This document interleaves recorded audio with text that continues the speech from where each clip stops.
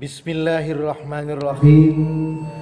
Assalamualaikum warahmatullahi wabarakatuh. Alhamdulillahillazi ahyana ba'dama amatana wa ilaihin nusur. Asyhadu an la ilaha illallah wahdahu la syarika lah wa asyhadu anna Muhammadan abduhu wa rasuluh la nabiyya ba'da. Allahumma salli wa sallim ala Muhammadin wa ala alihi wa sahbihi ajma'in. Rabbi israh li sadri wa yassir li amri wahlul 'uqdatam min lisani yafqahu qawli.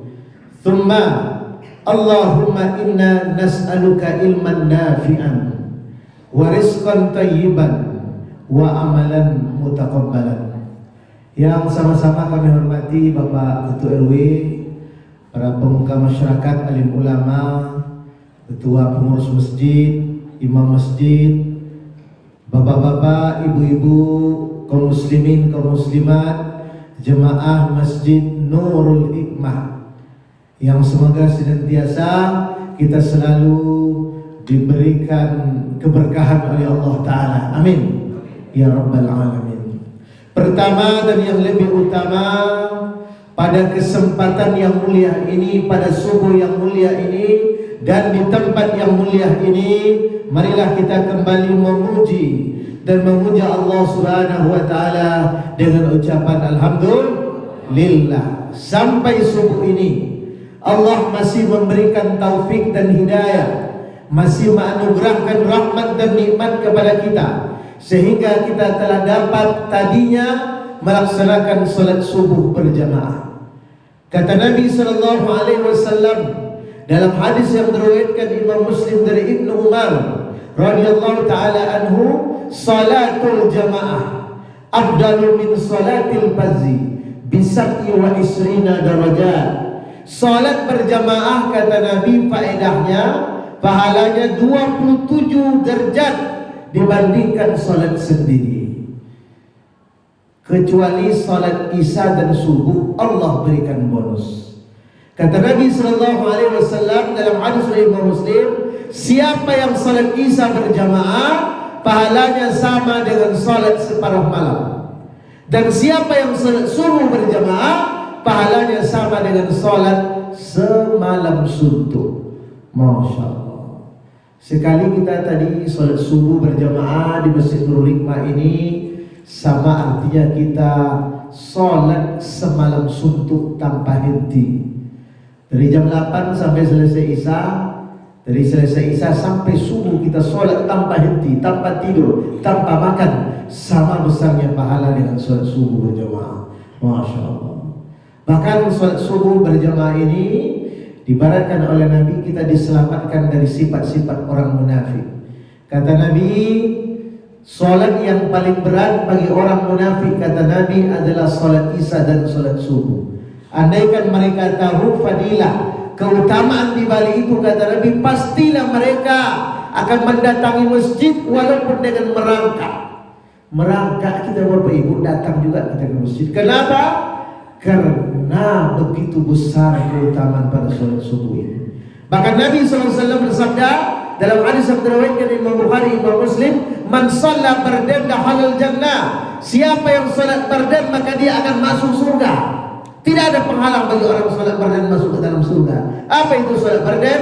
Salat bardan, salat subuh, dan salat asyar. Masya Allah. Kalau begitu kami tak perlu maghrib isya, Ustaz. Bukan itu maksudnya. Tapi karena subuh dan asyar ini memiliki keistimewaan yang luar biasa. Bahkan Nabi mengatakan dalam hadis Imam Bukhari, Imam Muslim, tidak akan masuk neraka, kata Rasulullah SAW, orang yang salat sebelum matahari terbit, dan tidak akan masuk neraka orang yang salat sebelum matahari terbenam. Itu salat asyar. Masya Allah. Kita banyak memiliki utamaan pada subuh ini. Jadi walaupun tadi mata mengantuk, ya, tapi Allah berikan keberkahan. Belum lagi keberkahan majelis ilmu. Kata Nabi dalam hadis Imam Muslim, siapa yang berjalan, berusaha untuk berjalan dari rumahnya menuju rumah Allah untuk mempelajari ilmu-ilmu agama, maka Allah mudahkan jalan baginya di antara jalan menuju surga. Apakah boleh kami mendengar ustaz berceramah di rumah? Di televisi di waktu pagi kan banyak ustaz ceramah. Ada Mama Dede, ada Ustaz Maulana, ada ustaz-ustaz lain di TV di waktu pagi. Itu pagi, tapi kalau siang dan malam lain pula acara lagi. Iya kan? Kita dengarkan atau kita dengarkan, kita lihat YouTube dengar ustaz-ustaz berceramah. Kami dengar ustaz Somad ceramah ustaz di YouTube, berpahala, dapat ilmu, tapi tidak mendapatkan keutamaan seperti yang disebutkan Nabi dalam hadis tadi, man salaka tariqan, siapa yang berusaha untuk berjalan. Kalau kita di rumah kita tak berjalan, paling pakai internet habis, apalagi hidup YouTube, langsung habis, ya kan? Jadi begitu besar keutamaan. Apalagi dari Bapak Ibu nampak berimpak. Kata Nabi kata Allah Taala dalam surah Al-Baqarah, matalul ladzina yunfikuna amwalahum fi sabilillah kamasalil anbatat sab'a sanabila fi kulli sunbulatin mi'atu habba wallahu yudha'ifu liman yasha' wallahu wasi'un alim. Perumpamaan orang-orang menginfakkan hartanya di jalan Allah bagi teman sebutir benih yang menumbuhkan 7 tangkai, tiap tangkai berbuah 100 biji. Ini satu yang kita tanam, ya kan? Allah tumbuhkan 7 tangkai, tiap tangkai 100 menjadi 700. Kita berimpak 1000 menjadi 700.000. Kita berimpak 1.000.000 menjadi 700 juta. Bukan hanya itu, Allah masih menambah orang-orang yang dikehendakinya. Jadi malam ini, subuh ini kita bertabur pahala luar biasa. Subuh berjemaah, majelis ilmu, ditambah dengan pahala berimpak bersedekah, masya Allah. Kemudian selawat beriringkan salam, Allahumma salli ala Muhammad wa ala ali Muhammad, kita kirimkan kepada junjungan alam payung panji kita sebagai umat Islam. Beliau adalah Syaidul Anbiya wal Mursalin, pemimpin para nabi dan rasul. Nabi itu jumlah lebih kurang 124.000. Dari sekian banyak nabi 124.000, Nabi Muhammad adalah Syaidul Anbiya wal Mursalin. Rasul itu banyaknya 313, wallahu a'lam. Dari 313 itu Nabi Muhammad tetap Sayyidul Anbiya wal Mursalin, pemimpinnya para rasul. Dari 128.000, dari 313 ada 25 nabi dan rasul yang wajib kita ketahui. Nabi Muhammad tetap saja Sayyidul Anbiya wal Mursalin. Dari 25 nabi dan rasul ada 5 nabi ulul azmi. Nabi Nuh, Nabi Ibrahim, Nabi Musa, Nabi Isa, Muhammad, tetap Nabi Muhammad Sayyidul Anbiya wal Mursalin. Dari sekian banyak nabi dan rasul, ada beberapa orang yang dari kalangan bangsa Arab, tetap saja Nabi Muhammad Syaidul Anbiya wal Mursalin. Mudah-mudahan selalu bersalat kepada beliau. InsyaAllah ta'ala dengan izin Allah ta'ala di padang mahsyar nanti kita akan mendapatkan syafaat daripada beliau. Amin ya rabbal alamin. Bapak-bapak, ibu-ibu, kaum muslimin, kaum muslimat yang berbahagia, tentunya kami mengucapkan terima kasih, jazakallah khair kepada pengurus masjid, tentunya melalui Ustaz Rasidi Hamzah. Ustaz Rasidi belum hadir, mungkin beliau katanya mau persiapkan konsumsi Ustaz katanya. Saya lambat nanti salat subuh di masjid lain. Alhamdulillah, makasih kepada pengurus jemaah masjid yang telah menerima kunjungan safari dakwah DPW Bakauheni Riau, Badan Koordinasi Mubalik Indonesia Provinsi Riau yang kantornya di kantor MUI Riau. Kebetulan kami diamanahkan sebagai Sekretaris Umum Majelis Ulama Indonesia Riau yang juga Ketua DPW Bakauheni Badan Koordinasi Mubalik Indonesia. Bersama kami hadir Ustadz Haji Zulkarnain SAG. Ini beliau tak asing lagi ini. Beliau dulu anggota DPRD Kota Pekanbaru. Ustadz Zulkarnain ini salah satu bendahara di DPW Bakauheni Riau. Nanti kita minta beliau memimpin doa tolak bala, doa terhindar dari corona.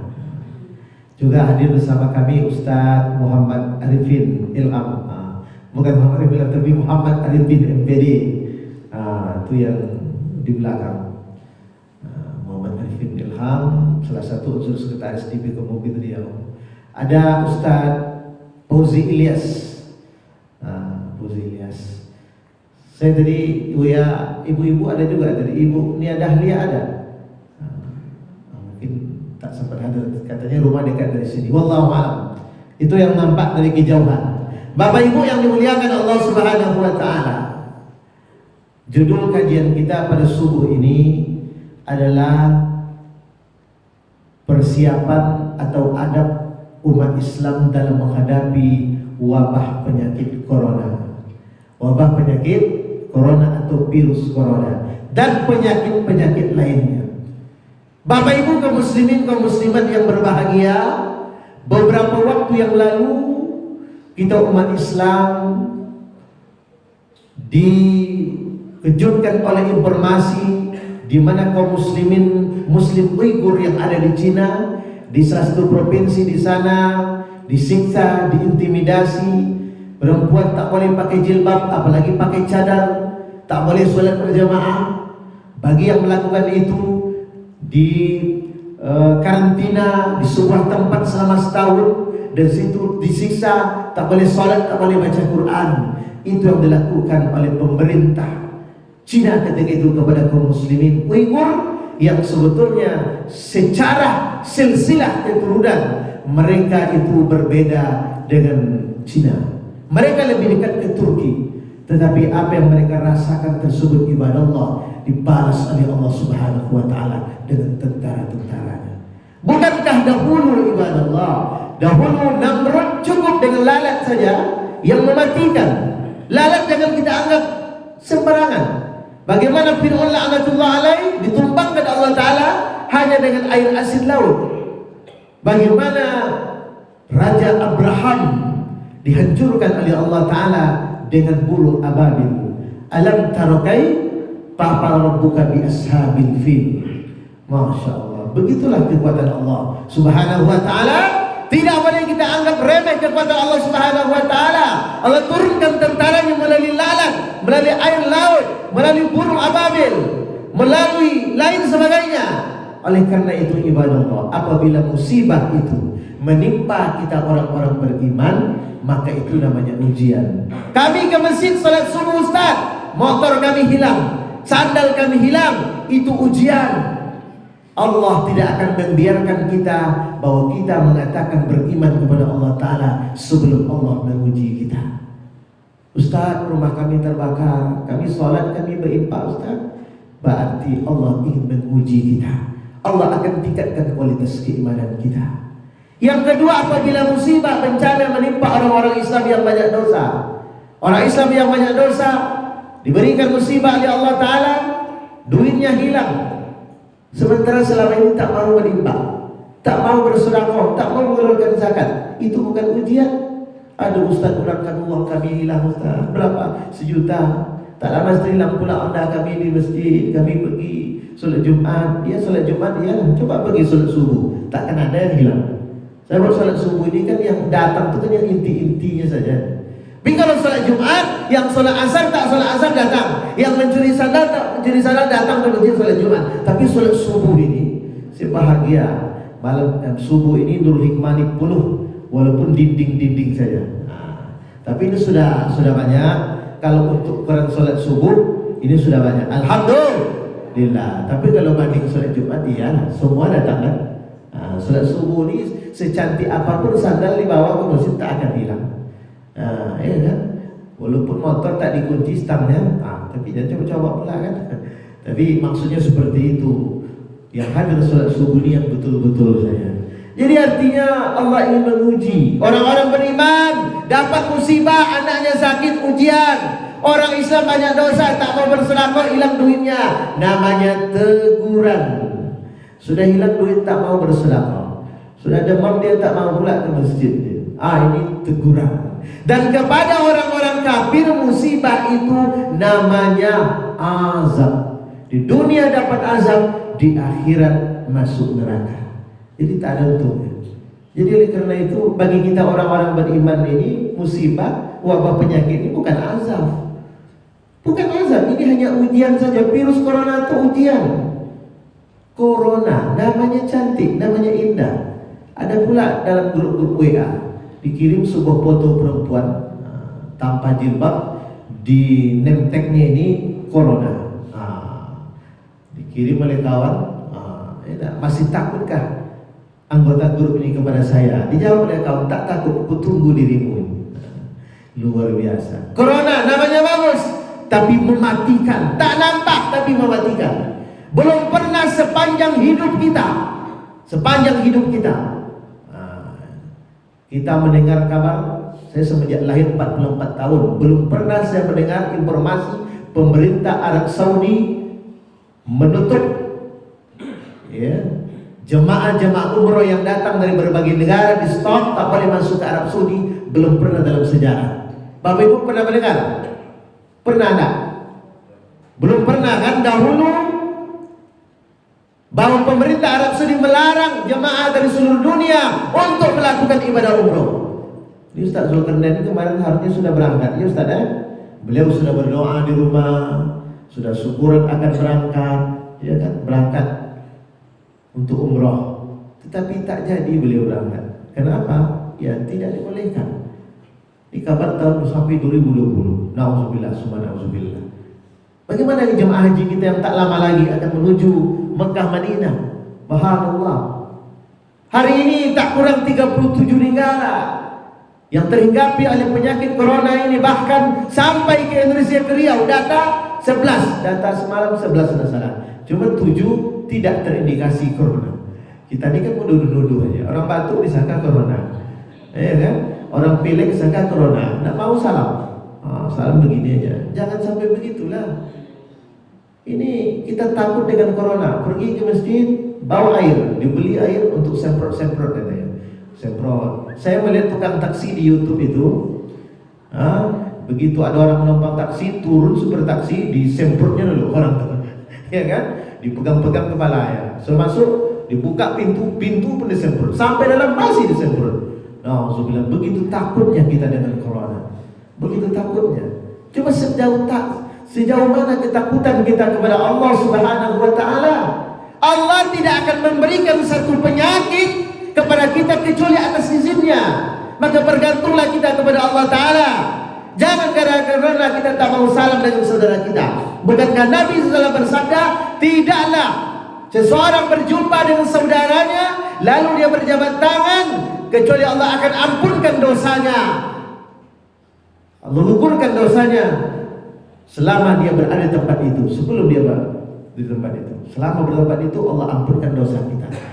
Masya Allah. Sampai-sampai begitu semua kita beli dan sebagainya. Oleh karena itu Nabi SAW bersabda dalam hadis yang diriwayatkan Imam Bukhari, Imam Muslim, apabila kalian mendengar sebuah wabah penyakit menimpa sebuah negeri, jangan kalian berkunjung ke negeri itu. Tetapi apabila wabah itu menimpa negeri kalian, janganlah kalian keluar dari negeri kalian. Ini sistem karantina dalam Islam. Kita mendengar di negeri tirai bambu. Kan tirai bambu itu Cina. Negeri yang menjadi raksasanya dunia. Ekonomi mereka kuasai. Bahkan Presiden Cina waktu yang lalu mengatakan tidak satu pun kekuatan dunia yang bisa menghancurkan kekuatan mereka. Bahkan Amerika, negara adidaya sekali, bisa akan mereka hancurkan dengan ekonominya. Tetapi apa hendak dikata hari ini, yang dulunya hanya di sebuah kota, sekarang hampir merebak seluruh kota di Cina. Bahkan Beijing dan kota-kota yang ada di Cina sunyi sepi. Orang-orang keluar dari kotanya, tidak ada aktivitas ibadah Allah. Kalau Allah berkehendak, maka kita tak boleh berkunjung ke sana. Kita mendengar umpama di Iran, kabarnya di Iran wakil presiden, wakil menteri kesehatannya. Kabarnya di Indonesia, wallahu a'lam, informasi yang saya dapatkan, menteri perhubungan pun kabarnya iya Ustaz. Beliau terindikasi juga. Ini tidak pandang bulu dia.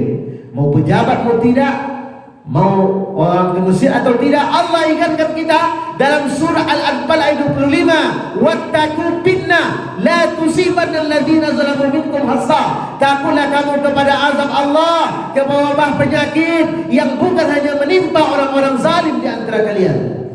Kalau musibah sudah datang, penyakit corona sudah tiba menyerang, dia tak akan memilah-milih mana pejabat, mana tidak, mana ke Mesir, mana tidak, mana peci putih, mana peci hitam, mana yang baju jubah, mana yang baju kaos. Tidak akan dipilih-pilih kalau musibah sudah datang. Tapi bila musibah menimpa orang-orang beriman, itu ujian. Tapi bila musibah menimpa orang-orang Islam banyak dosa, teguran. Bila musibah menimpa orang-orang kafir, itu namanya azab ibadah Allah. Sistem karantina Islam tak boleh kunjung. Dan kita yang tinggal di negeri kita, kalau dapat musibah jangan juga seperti itu. Kata Nabi, kata Siti Aisyah bertanya kepada Rasulullah, "Ya Rasulullah, apakah wabah yang paling ganas itu?" Rasulullah SAW mengatakan, wabah yang paling ganas itu ya Aisyah, apabila wabah menimpa sebuah negeri, sementara orang-orang beriman baginya wabah itu merupakan rahmat. Maka barang siapa yang sabar, barang siapa yang yakin bahwa Allah tidak akan memberikan satu penyakit kepada kecuali atas izinnya, kata Rasulullah SAW, maka apabila dia meninggal sama dengan dia meninggal di jalan Allah.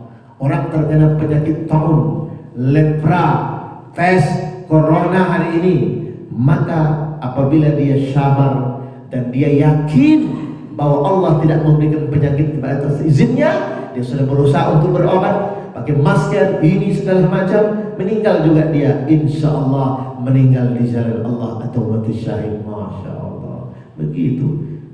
Lalu bagaimana sikap kita kepada umat Islam? Ini saya sampaikan di mana-mana. Kemarin khutbah Jumat, dalam siaran pers, di berbagai media saya sampaikan sikap sebagai umat Islam yang pertama lakukan kunut nazilah. Lakukan kunut nazilah. Pada bulan Safar tahun keempat Hijrah, Nabi SAW mengutus 70 sahabat penghafal Al-Quran, tapi dibunuh oleh orang-orang musyrik. Maka sebulan lamanya, kata Anas bin Malik, tidak ada kesedihan yang amat parah yang melanda kehidupan Rasulullah SAW kecuali meninggal syahidnya 70 para penghafal Al-Quran ketika itu, ibadah Allah. Maka sebulan penuh, subuh, zuhur, asyar, maghrib dan isya, Nabi berdoa dengan kunut nazilah pada setelah rukuk di setiap salat di rakaat yang terakhir. Kunut itu kan 3, satu kunut subuh. Tadi Pak Imam kita luar biasa bacaannya ya. Satu juz pun dibacanya tak rasa ngantuk kita kan. Kunut subuh biasa dibaca Allahumma hdini biman hadait. Yang kedua kunut witir, biasa dibaca di bulan Ramadan, di akhir Ramadan. Yang ketiga kunut nazilah. Kalau kunut nazilah ini bacaannya beda dengan kunut subuh. Biasa bergantung peperangan, musibah, itu kita baca. Kalau kunut nazilah boleh kita baca Allahumma afini fi badani, Allahumma afini fi sam'i, Allahumma afini fi basari, atau doa-doa lain yang diajarkan oleh Nabi SAW pada kunut nazilah. Nih, sebagai umat Islam kita melakukan kunut nazilah. InsyaAllah ke depan kita Islam Malaysia coba akan menghimbau ini. Yang kedua, sebagai umat Islam menghadapi wabah penyakit corona dan penyakit-penyakit lainnya adalah memakan buah kurma 7 butir di waktu pagi. Kata Nabi SAW dalam hadis Imam Bukhari, Imam Muslim, siapa yang memakan 7 butir kurma ajwa di pagi hari, maka pada hari itu Allah selamatkan dia dari bahaya racun dan bahaya tukang sihir. Tukang sihir dan bahaya racun. Ini virusnya kan racun nih. Allah selamatkan kita 7 butir buah kurma ajwa. Kurma ajwa adalah kurma yang dulu pernah ditanam oleh Nabi SAW. Artinya Nabi mengatur bagaimana pola hidup kita yang sehat. Teratur makan, teratur minum. Begitu yang diajarkan oleh Nabi SAW. Masya Allah. Akan 7 butir buah kurma. Yang ketiga, persiapan kita, adab kita sebagai umat Islam. Yang ketiga, perbanyak berdoa kepada Allah Subhanahu wa Ta'ala. Berdoalah, doa senjata orang-orang beriman. Apa doa Ustaz dari corona? Banyak doanya. Di antaranya yang saya baca tadi, Allahumma afini bi badani, Allahumma afini bi sam'i, Allahumma afini bi basari. Allahumma, ya Allah sihatkanlah ya Allah badanku ya Allah. Ya Allah sihatkanlah pendengaranku bi sam'i, ya Allah sihatkanlah bi basari, lihatkanlah penglihatanku ya Allah. Nabi sepanjang hidup cuma 2 kali sakit. Bacalah doa ini menghadapi berbagai penyakit. Berhenti berkunjung kita, kamu mau ke Sumbar Ustaz, berhenti kita di lubuk bangku baca doa. Kata Nabi SAW dalam hadis yang diriwayatkan Imam Muslim, siapa yang melakukan perjalanan lalu dia berhenti di sebuah tempat, lalu dia membaca doa a'udzu bikalimatillahi tamma min syarri ma khalaqa, maka Allah selamatkan dia dari gangguan apapun selama berada di tempat itu. Ini doa, baca doa. Banyak doa-doa lainnya. Yang keempat, sebagai umat Islam kita mesti memperbanyak membaca Al-Quran, khususnya ayat Qudsi dan surat Al-Ikhlas. Kata Nabi SAW dalam hadis riwayat Imam Muslim, apabila kalian naik ke atas tempat tidur kalian, maka bacalah ayat kursi. Niscaya Allah akan menjaga kalian dan menjaga kalian dari godaan syaitan yang terkutuk. Sebelum tidur kita baca Allahu la ilaha illa wal hayyul qayyum dan seterusnya ayat kursi. Kita baca. Kata Nabi SAW dalam hadis yang diriwayatkan Imam Muslim, ceritakan oleh Siti Aisyah radhiyallahu taala anha, kata Siti Aisyah, Rasulullah apabila akan tidur, dia bukakan telapak tangannya, dia dekatkan, dia rapatkan, lalu dia tiup. Ditiup. Bahasa Bangkina, diambui, tahu ambui, ditiup. Lalu Nabi SAW kata Siti Aisyah membaca 3 qul. Qul huwallahu ahad, qul a'udzu birabbil falaq, rabbin nas. Lalu Nabi menyapunya ke mukanya dan seluruh badannya yang didapatkannya. Hadis dari Imam Bukhari, Imam Muslim. Di lain kemudian ditambah matanya dalam hadis itu, kata Siti Aisyah radhiyallahu taala anha, ketika Nabi sedang sakit, saya disuruh oleh Nabi SAW melakukan itu, lalu saya, kata Siti Aisyah, dibentangkan tangan oleh Siti Aisyah, lalu kemudian Siti Aisyah meniup ininya, lalu telapak tangannya, lalu membaca 3 qul tersebut, lalu dia sapukan kepada muka Rasulullah SAW sampai tubuhnya yang lain, dilakukan sebanyak 3 kali. Jadi ini sistem dalam Islam, ini ruqyah, mendoakan orang yang sakit atau terkena virus corona, itu dilakukan. Kita baca 3 qul, tentu juga ayat kursi, ya tentu kita tiup tangan ke muka dan seluruh tubuh. Itu yang dilakukan Siti Aisyah ketika Nabi sedang sakit. Hadis diriwayatkan Imam Bukhari dan Imam Muslim. Masya Allah. Ini biar Siti Hamzah, ya kan? Jadi luar biasa. Dalam hadis lain yang diriwayatkan oleh Imam Al-Hakim, Nabi SAW bersabda, barang siapa yang membaca ayat kursi di waktu pagi, maka Allah jaga dia dari segala bentuk apapun sampai waktu sore. Dan siapa membaca ayat kursi di waktu sore, Allah selamatkan dari gangguan apapun sampai waktu paginya besok. Ini pagi nih, baca ayat kursi. Waktu sore, baca juga, Allah selamat sampai pagi besok. Masya Allah. Nabi SAW bersabda dalam hadis lain yang diriwayatkan Imam An-Nasai, siapa yang selesai salat sudah salam lalu membaca ayat kursi, tidak ada yang menghalangi dia masuk ke dalam surga. Masya Allah. Dalam hadis lain, hadis diriwayatkan Imam Al-Hakim, siapa yang membaca surah Al-Ikhlas dan disambung qul a'udzu birabbil falaq, qul rabbin nas 3 kali berturut-turut di waktu pagi, maka pada hari itu Allah jaga dia dari segala bentuk keburukan. Segala bentuk keburukan. Masya Allah, luar biasa. Inilah beberapa sikap kita terhadap umat Islam dalam menghadapi musibah, bencana, khususnya wabah penyakit. Yang pertama, kita yakin bahwa Allah tidak akan memberikan penyakit kepada kita kecuali atas izinnya. Yang kedua adalah kita melakukan qunut nazilah. Yang ketiga adalah kita mengatur pola makanan hidup sehat, seperti memakan 7 butir buah kurma tua di waktu pagi. Karena Allah selamatkan dari bahaya racun dan bahaya tukang sihir pada hari itu. Apalagi berdoa. Di antara doa dalam menghadapi musibah corona adalah Allahumma afini fi badani, Allahumma afini fi sam'i, Allahumma afini fi basari, dan doa lain. Kemudian yang terakhir banyak membaca Al-Quran, karena Al-Quran itu obat, khususnya surat Al-Ikhlas dan ayat kursi. Kenapa itu Ustaz? Seluruh Al-Quran itu memiliki keutamaan, tapi khusus ini ada pula keutamaan. Contoh, Nabi SAW mensunahkan kita 2 rakaat sebelum subuh, ayat yang dibaca qul ya ayyuhal kafirun dan qul huwallahu ahad. Apalagi contoh, salat maghrib di malam Jumat petang Kamis sudah membaca qul ya ayyuhal kafirun dan qul huwallahu ahad. Apalagi dalam salat witir sunahkan rakaat kedua, yang ketiga membaca qul ya ayyuhal kafirun dan qul huwallahu. Pertama sabisma rabbikal a'la. Apalagi salat sunat ba'da maghrib rawatib disunahkan membaca qul ya ayyuhal kafirun dan qul huwallahu ahad. Masya Allah. Jadi Al-Quran memiliki banyak keutamaan dan ayat-ayat tentu juga memiliki keutamaan. Mudah-mudahan Allah selamatkan kita dari musibah dan bencana, dan Allah jauhkan rakyatnya kita semua dari wabah penyakit yang mematikan ini. Dia tak nampak tapi mematikan, dirasakan oleh orang-orang yang sudah termudah-mudahan. InsyaAllah Allah selamatkan. Amin ya rabbal alamin. Ya, mungkin ini kita minta Ustaz Zulkarnain ini untuk memimpin doanya ini. Ya, Ustaz Arifin ya. Ustaz Zulkarnain kita minta untuk memimpin doa ini talak. Demikian, karena tadi tak dibilang nama saya, mana tahu berjumpa. Berjumpa di masjid, berjumpa di tempat umum. Oh, ini Ustaz yang berceramah corona kemarin ya. Nanti disebut pula, oh Ustaz corona. Ustaz corona. Nama kami Haji Zulhusni Domo. Demikian, wallahu alam. Jakarta kotanya indah.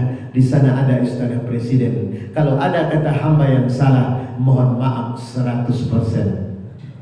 Dan 100%. Subhanakallahumma wa bihamdik, asyhadu an la ilaha illa anta, astaghfiruka wa atubu ilaik. Assalamualaikum warahmatullahi wabarakatuh.